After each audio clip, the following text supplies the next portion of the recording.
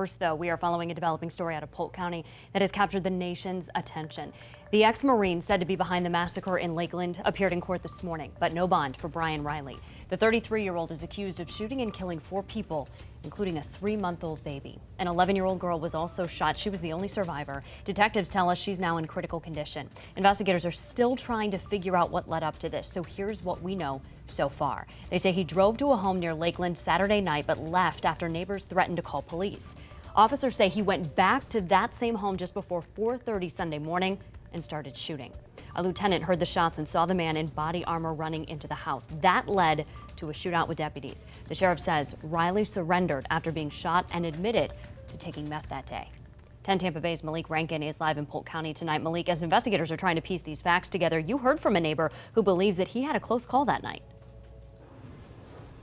That's right. Neighbors here all shaken. Detectives have been in this area all day interviewing with them. And I spoke with a man who's just on the other side of this crime scene. He tells detectives he believes he may have had an encounter with the suspected shooter just minutes before this seemingly random attack.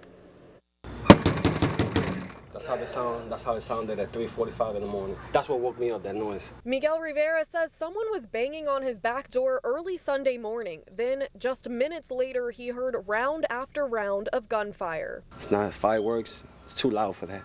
So I called 911 and they send the units. Rivera tells us he watched from his backyard as law enforcement arrived and the gunfire continued. It just breaks my heart. What separates Rivera's home from where the shooting happened? This lot. The contractor clearing it says he spoke with the victims hours before the shooting. They were very kind, very friendly. The kids were playful. My heart sank to my stomach because I just can't understand, who would do something like that to these people. For Rivera, now squeezing his daughter tighter, he can't help but wonder what would have happened had he opened his back door. What's going through my head was if he would have just done the same thing through here, broke that glass with the bullets he shot through and did what he did to that certain family. I couldn't sleep that night. I couldn't sleep for the last 2 nights, to be honest with you. The sheriff's office hasn't confirmed whether or not it was the gunman that banged on Miguel Rivera's door, but Miguel Rivera, he tells me he doesn't feel safe living in this area and is even thinking of moving.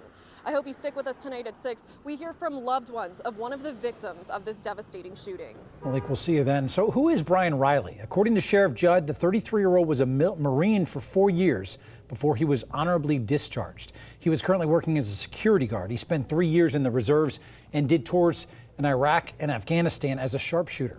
Investigators say Riley was a, quote, survivalist who was wearing body armor at the scene. They say his truck had first aid kits inside and Riley admitted to being high on meth. Riley's girlfriend told authorities that he suffered from PTSD and had been slowly unraveling for weeks. Now, during yesterday's press conference, Sheriff Judd mentioned the accused shooter also worked for ESS Global Corporation, but the company just sent us a statement saying he was not an employee, but an independent contractor who worked no more than 3 days for them over the last 2 years. And Sheriff Judd said Riley had been struggling with his mental health long before that attack. He said part of the problem is that there's a lack of resources available to help.